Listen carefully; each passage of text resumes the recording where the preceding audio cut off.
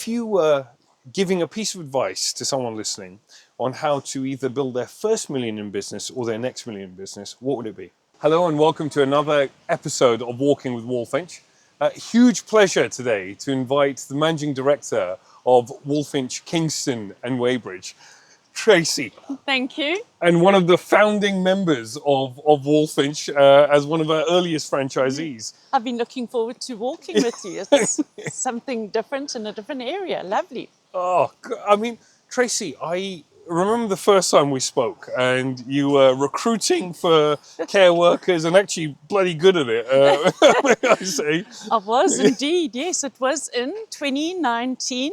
Wowzers. We met, yeah, yes, yeah. yeah. And this is, just as the whole thing was being launched. So what was going through your head at the time? I always wanted to come to England. Establishing myself in the care industry was a starting point. When I met you, I liked you.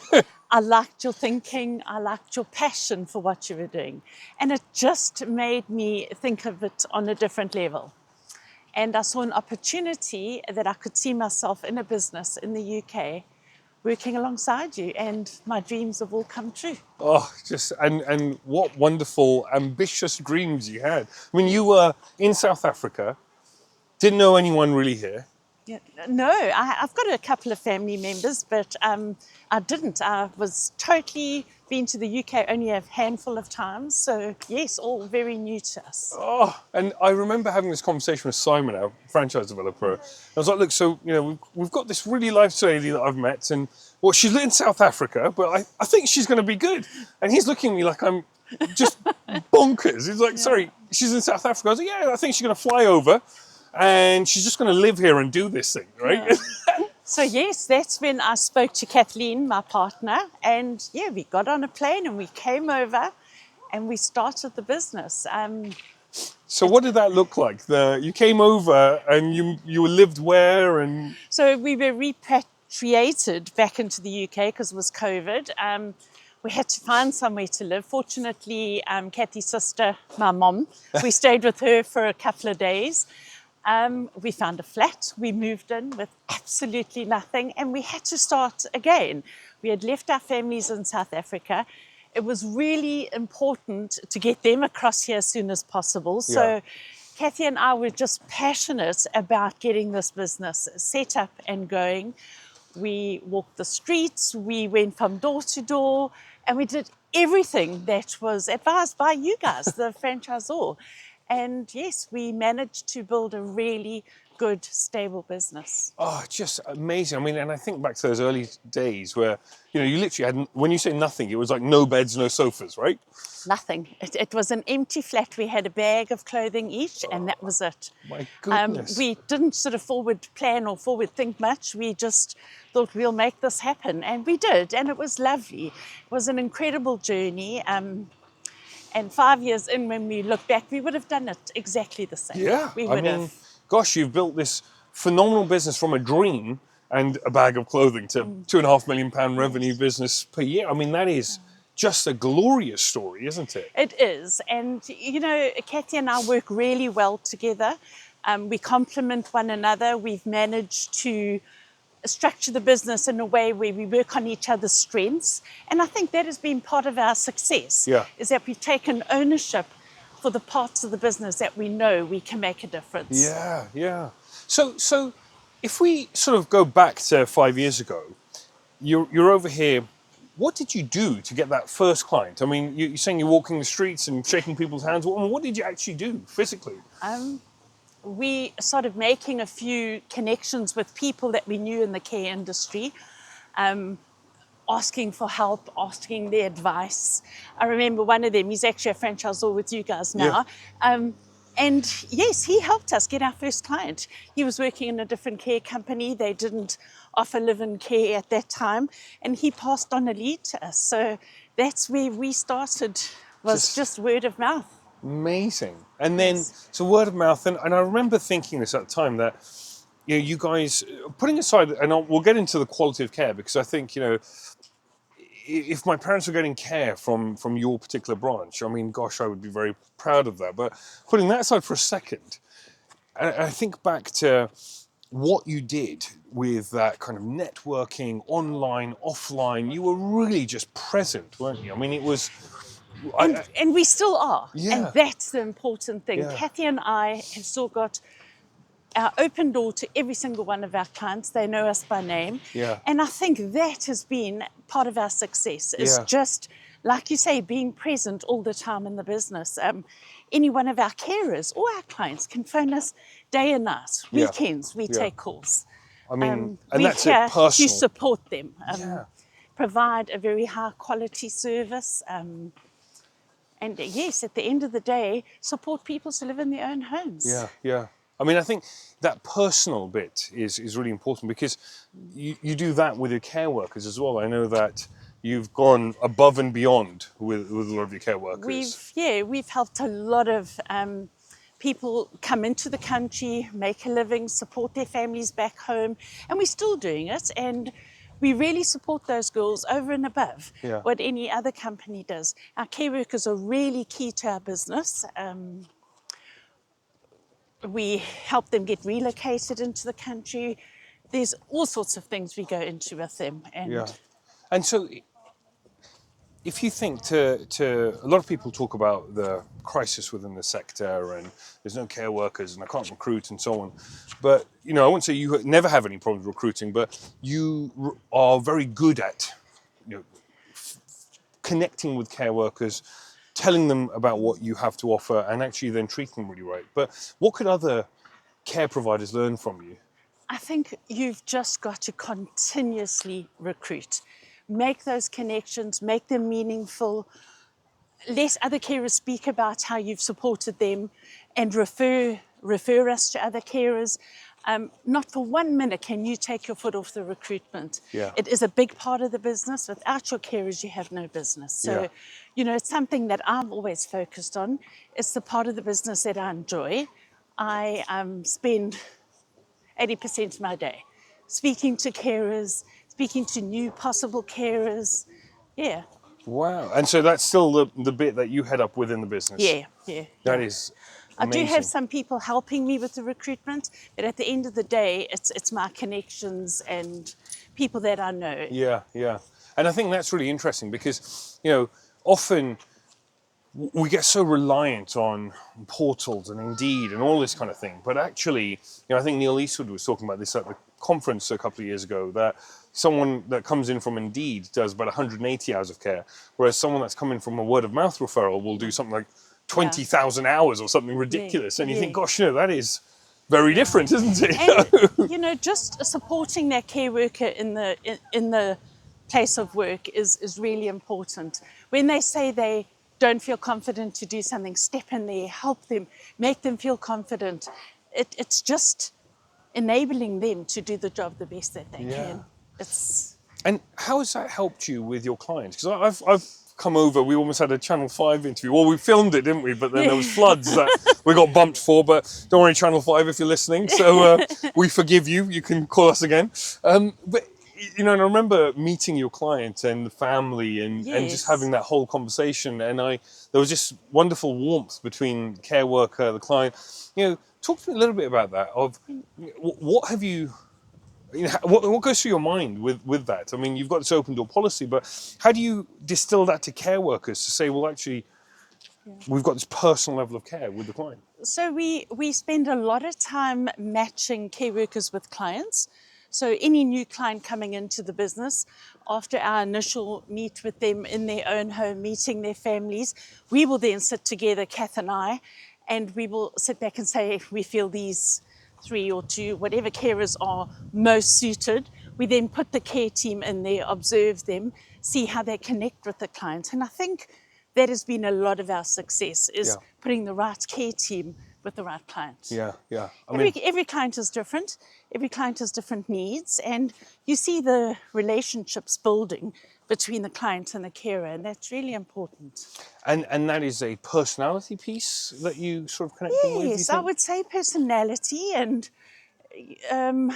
depending on the health needs of the client as well and the experience of the carer. You need confident carers going in there, being able to support that client in all their needs. And that's super interesting. So Tracy, if we, there's a nice crying baby on the side over here on screen. So if we then, I'm going to edit that out. Yep. Got enough of that home, thank you very much. So Tracy, if we then think from a business perspective, and why franchising? I mean, someone like yourself that was really entrepreneurial, you could have done it any which way, but why franchising? I think coming into the UK, not knowing the legislation in the UK, going with the franchise just made me feel a lot more supported and a lot of guidance. And even now, I still rely on your team at head office. I will pick up the phone weekly and say, this is what I'm feeling, this is how I'm feeling, am I doing it right? Yeah. And, a couple of prompting questions and I answer it myself. But it's nice to know that we got your support, especially on the marketing and the branding, I think is important. And how do you feel about that? I mean, that's really interesting because we've gone through this, really caterpillar to butterfly situation, and you've been here for the whole thing, But from where we were to where we are today, I mean, the growth has been astronomical. It really has. And Walfinch has just come a long way, and rather quickly. You adapt quickly to any changes that we need to adapt to. The new branding for me is great. It's lively. I'm proud of it. I'm proud to have my name behind Walfinch. I really am. That's so wonderful. And so I remember when we were releasing the new brand at the last conference, I've never had... my mouth wasn't that dry on my wedding day, and I was like, what is everyone going to think? Yes. But it was because, so much love and attention goes into that, and it must. But it was really thinking, actually, does this work for the next 20 years? Can we make this the Shell logo or the McDonald's logo, and, therefore we just slowly morph, as opposed to doing drastic changes because we've got the right thing? And, does it really speak to the person in their 60s now that's going to use us in 20 years' time even, and or the clients that are currently there, and thinking it's that whole thriving piece. We are catering to a community that is very different to what they were 20 years ago. Yes, absolutely. And everybody's looking at care in a totally different light. And I think the fact that we continuously adapting our approach to the market is really great. Your branding definitely comes in strong for us in our area and our clientele. We're really proud to be part of Walfinch. We are. And it's really interesting because it then opens up the doors to some really interesting relationships like the Royal Osteoporosis Society. And thinking, well, okay, it's a kind of left of field relationship in many ways, but think about that bone density and the muscle mass and aging and longevity, which is a real kind of cool piece, really, when you think, well, this is what the whole international conversation is kind of moving to, shifting to that right now, but we're already there, which is, and through great entrepreneurs like yourself, we're able to, really strengthen that messaging in local areas. And I think approaching a slightly younger market has always been in our sights with your branding and the Thriving Club coming through now. We've seen a big increase in clients coming on a lot younger. Wow. We've actually got 2 carers that specialise only in companionship roles. Wow. So, and any new client that comes on companionship, we put these 2 girls on, and they are just getting us new clients all the time. Oh, that is. So they are specialists in companion. And the other piece that you've really kind of built a niche around is live-in care, I think, within all of Walfinch. I think you've kind of become that go-to person for live-in care. I think coming from my previous role recruiting live-in carers, when we were struggling to recruit for domiciliary, we sort of looked at an opportunity in live-in, and from there it's just grown.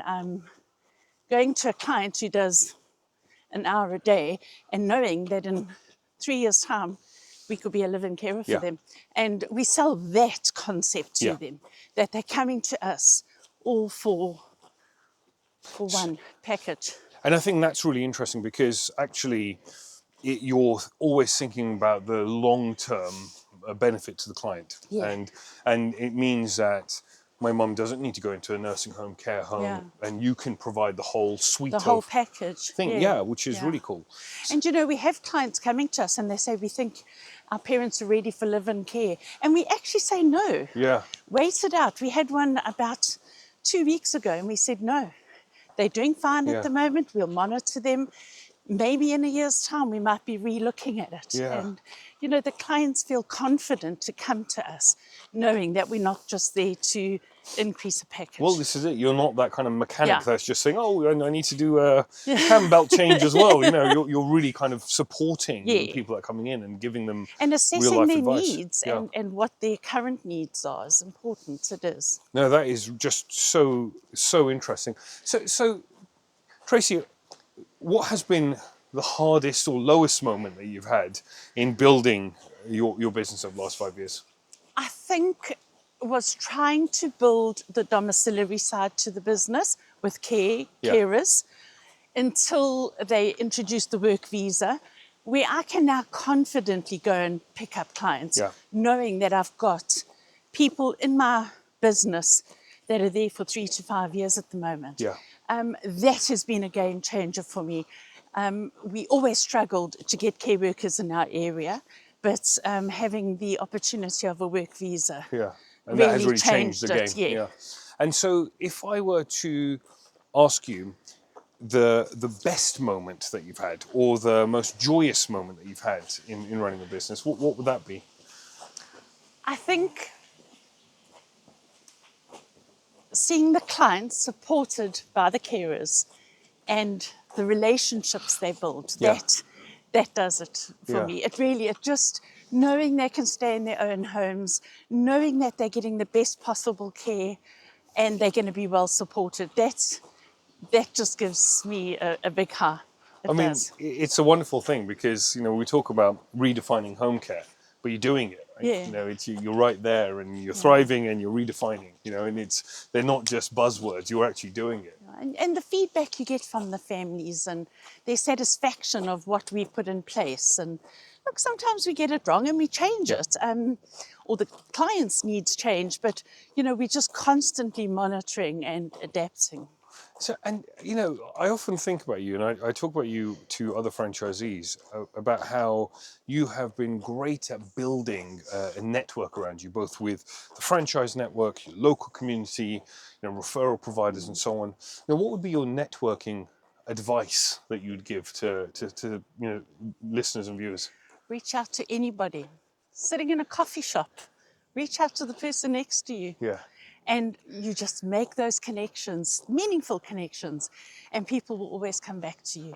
That is really wonderful. It really is important to have meaningful relationships. I love that. I think that's just super interesting because, you know, I think you just never know where the next positive thing is going to come from. And you get referrals from people that you never expected it from, just by having a relationship with them. It's so true. I was on this podcast recently as a guest myself, and you know, we were talking about business development and all that. And I was saying that one of the things I often think about is do so much of it that you find it boring, you know, and you know that you start with anxiety. I'm going to get rejected when I walk into doctor's surgery or whatever, and then you know you want to do it so much that you think, nope, it's just great. Rejection, next one, next one, next one.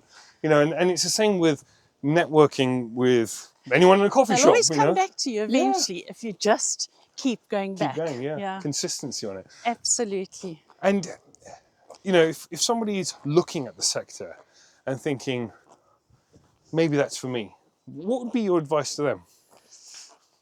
Build it slowly, build it steady. Only do what you can do. It's always easy to throw packages in, but you've got to have the carers to support. If you start losing that balance, you'll lose your business. Your reputation is what it's about. You just do it steady and slowly. Often Kathy will say, no, we can't take on a new client. And I'm saying, no, we have to. And she's right. We don't have capacity. Wait. That client will eventually come back to you. And also, you've got this great relationship there, I think, where the two of you work so well together, you're different personalities, you've got different focuses. And I think, I've always enjoyed that interaction when, you come to the office. And one of the things I've often realized that you are very good at taking advice, making your own, and then delivering on that. Whether that is, I remember coming to your office a couple of years ago when we were talking about, the spread of your clients. I was like, "Look, just hone it in, Yeah, I remember that. Yeah. You did it. No, we did. We did. It was difficult. It was hard, but you were 100% right. And yes, we had to bring it all in. Yeah. And even now, if a client phones me, the first thing I do is look where they are. Yeah. And I can honestly say, sorry, we can't come out that far, because you can't put your team under that pressure. And this is it, because otherwise they will leave and you'll have new issues that you're dealing with. And I think that's really wonderful. So first of all, I've also got to thank you, for taking the time to come on today, but thank you for the last 5 years. It's been such incredible. a joy. It really, really has been incredible. And I just look forward to the next 5 years, because we are developing as a team, we're developing as a business into a different phase. And it's exciting. Every day is exciting for me. It is. I love what we do, and I love our business. And Kathy and I just love our business. I think the business loves you very much as well. And I'm looking forward to hanging out with you at the Thrive Academy that we're doing. Yes, I'm very excited about that. I really am. I replied to Julie. Very good. Then I'll definitely be there. Yes. So that is a week-long training for franchisees that are $1 million and above, and saying, how do you add the next $1 million onto your business? Yeah. And this is it, from... we learn things every day. We learn from you. We learn from the other branches. We speak to other care companies even. You can learn from everybody. And it's a matter of taking that advice and adapting it to your own business. Exactly that. It is. That neatly brings me to my very last question that I ask all guests on the show. If you were giving a piece of advice to someone listening on how to either build their first $1 million in business or their next $1 million in business, what would it be? Make those meaningful relationships and just give it your all. And you can never step out of the business. Yeah. You are the face of the business, and always be the face of your business. That's my advice. Well, that's huge. Thank you so much. You all absolutely wonderful. And thank you for tuning in. I hope you enjoyed listening. I absolutely enjoyed filming. Until next time.